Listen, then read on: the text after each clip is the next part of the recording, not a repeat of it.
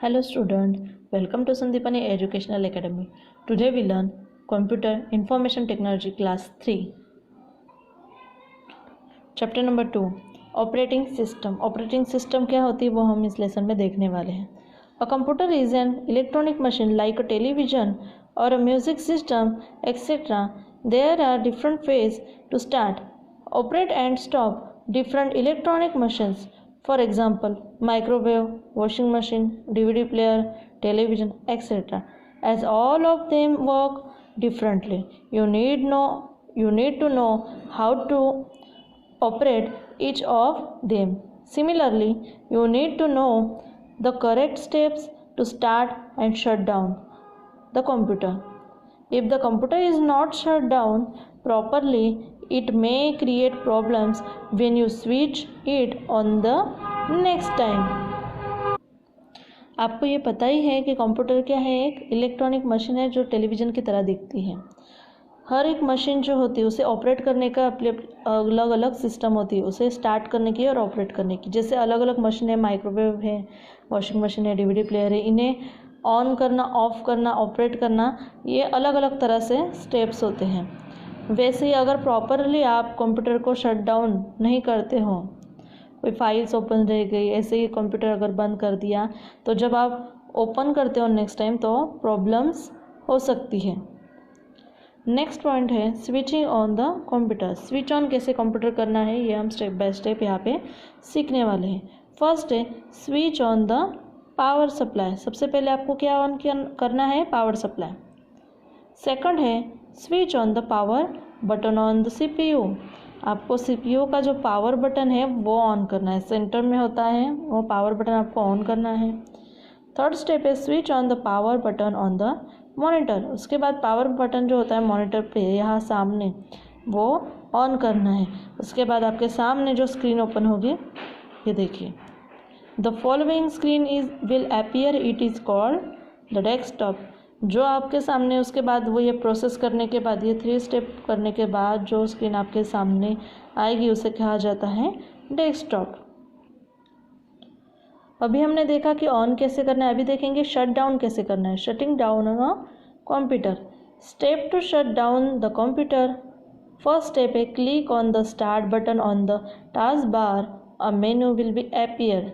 जो आपका डेस्कटॉप है वहाँ लास्ट में लाइन होगी. देखिए मैं आपको पिक्चर बता रही हूँ.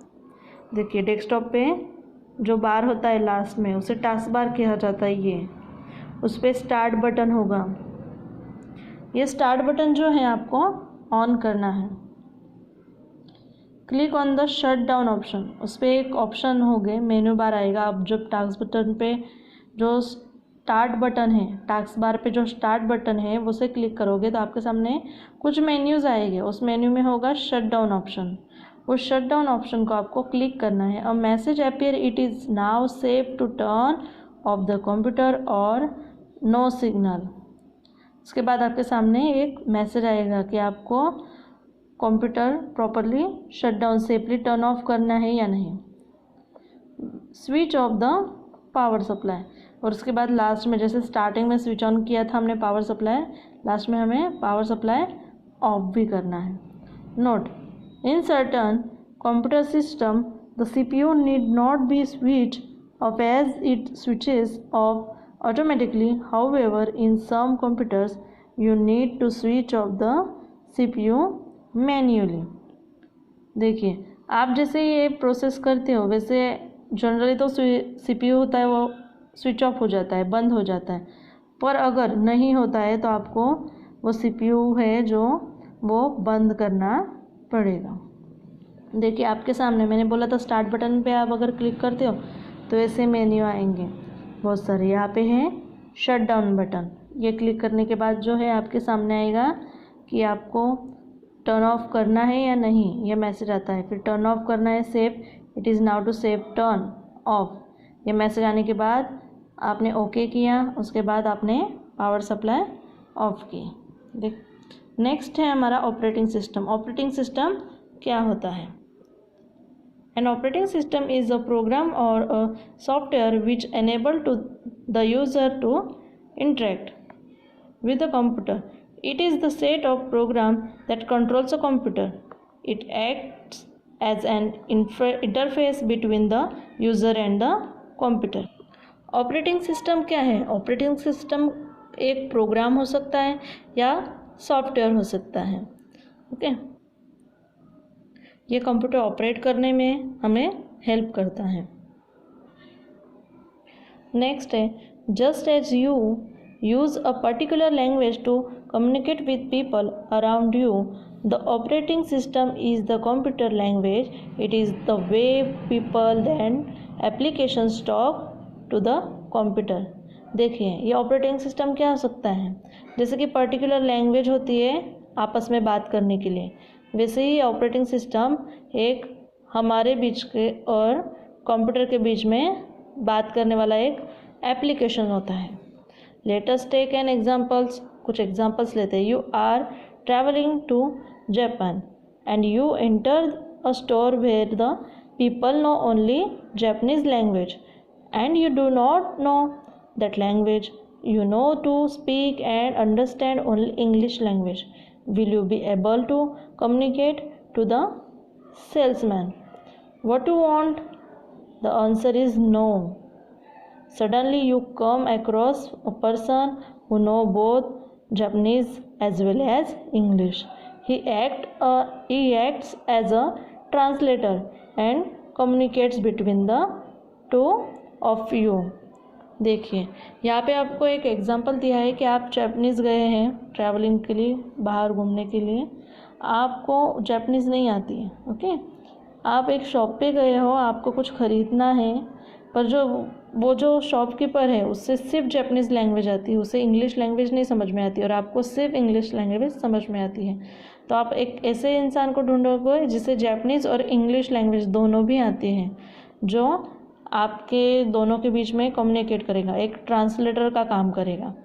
आपकी बात उन्हें समझाएगा और उनकी बात आपको समझाएगा. तो वो जो इंसान होगा एक ट्रांसलेटर के जैसे आपके दोनों के बीच में काम करेगा.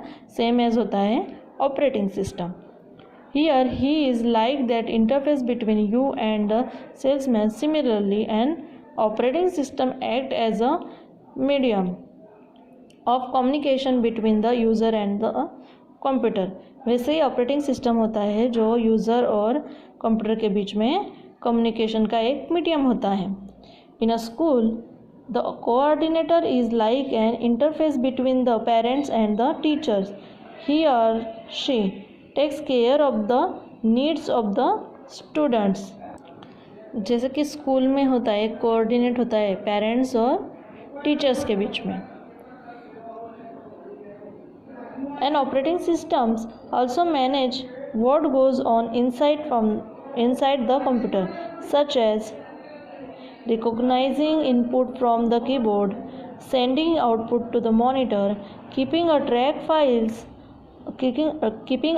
of files and folders stored inside the computer, etc. उसके साथ क्या क्या काम करता है ऑपरेटिंग सिस्टम? देखिए, रिकॉग्नाइज इनपुट या करता है, कीबोर्ड से इनपुट लेता है. फिर send output to the monitor, जो हम टाइप करते हैं वो ऑपरेटिंग सिस्टम ऑपरेट करके फिर सामने मॉनिटर पे दिखता है.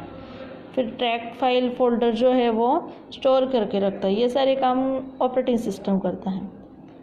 फर्स्ट है single user operating system. Single user operating system क्या होता है? A single user system allow only one person to work on it at a time. At a time उस पर एक ही पर्सन काम कर सकता है, वो होता है सिंगल यूज़र ऑपरेटिंग सिस्टम, जैसे कि होता है डॉस. सेकंड है multi user operating system. A multi user system allow many users to work on different computers that are connected to the main computer through a network.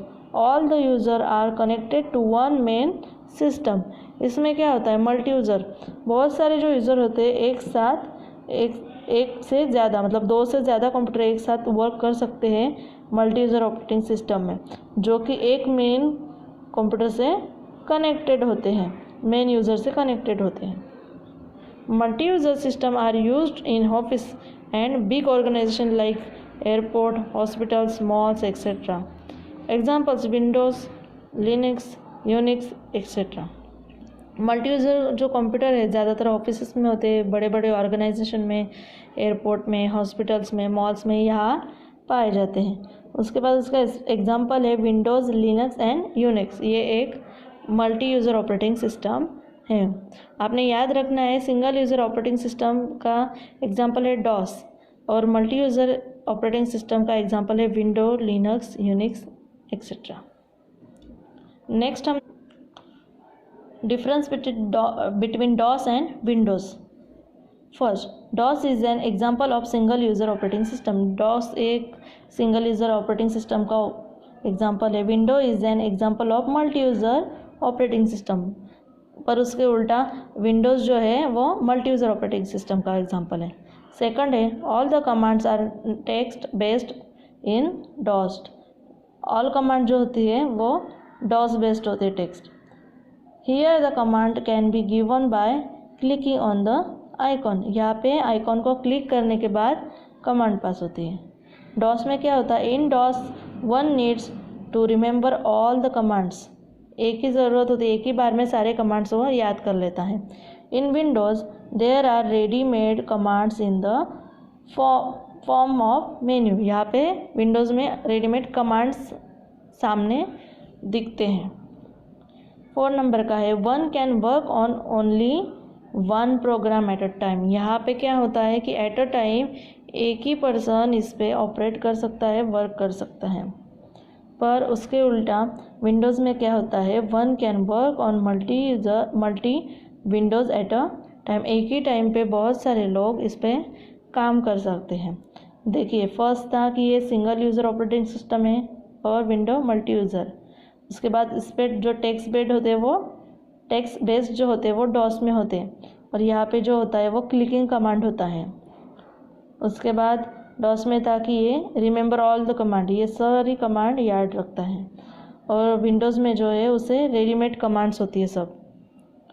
One can work only on time one program at a time. At a time ये एक ही programme use कर सकते हैं, एक ही काम कर सकता है डॉस में।